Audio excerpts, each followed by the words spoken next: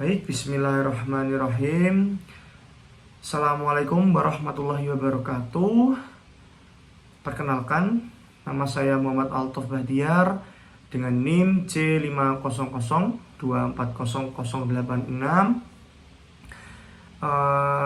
Baik, di sini saya akan menjelaskan poster yang sudah saya buat dengan tema kolon dalam keseimbangan cairan dan elektrolit. Langsung saja masuk ke poin yang pertama, itu definisi dari kolon. Nah, apa sih kolon itu? Kolon atau usus besar adalah bagian penting dari sistem pencernaan yang memiliki beberapa fungsi utama terkait dengan pemrosesan dan penyerapan sisa makanan. Nah, sebelum masuk ke fungsi utama dari kolon, sudah saya sediakan gambar secara anatomisnya dari kolon. Nah, di sini jadi ada beberapa struktur, ada beberapa bagian dari kolon. Yang pertama ada kolon descendant.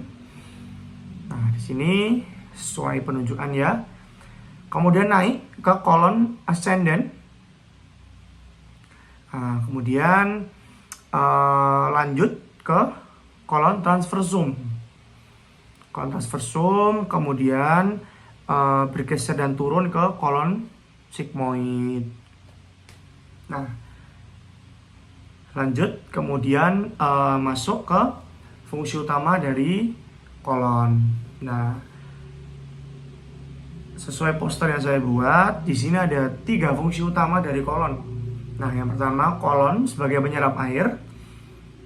Kolon menyerap kembali sebagian besar air dari sisa makanan, membantu menjaga keseimbangan cairan tubuh, dan membentuk feses yang padat. Nah, kemudian fungsi utama yang kedua adalah sebagai penyerap elektrolit.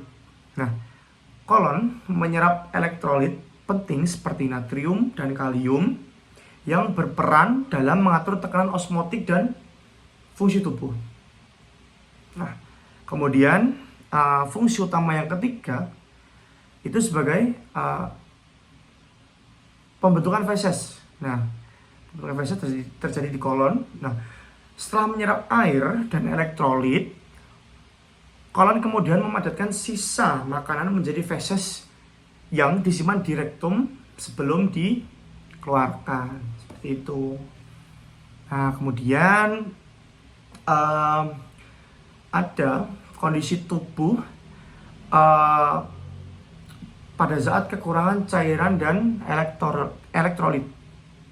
Nah, atau yang biasa kita dengar dehidrasi.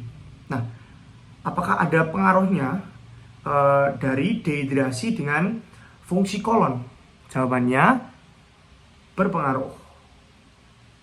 Karena ketika tubuh mengalami dehidrasi, kemampuan kolon untuk menyerap air menjadi lebih kritis. Nah, dalam kondisi ini, jika asupan cairan tidak mencukupi, individu dapat mengalami sembelit karena feses menjadi terlalu kering dan sulit dikeluarkan. Seperti itu. Jadi, tidak hanya dehidrasi menyebabkan lemas ya. Jadi, bisa menyebabkan sembelit juga. Seperti itu. Cukup penjelasan kolon dalam keseimbangan cairan dan elektrolit dari saya. Ada kurang lebihnya, saya mohon maaf. Untuk sumber sudah saya cantumkan, daftar pustaka sudah saya cantumkan di poster. Terima kasih. Saya akhiri. Wassalamualaikum warahmatullahi wabarakatuh.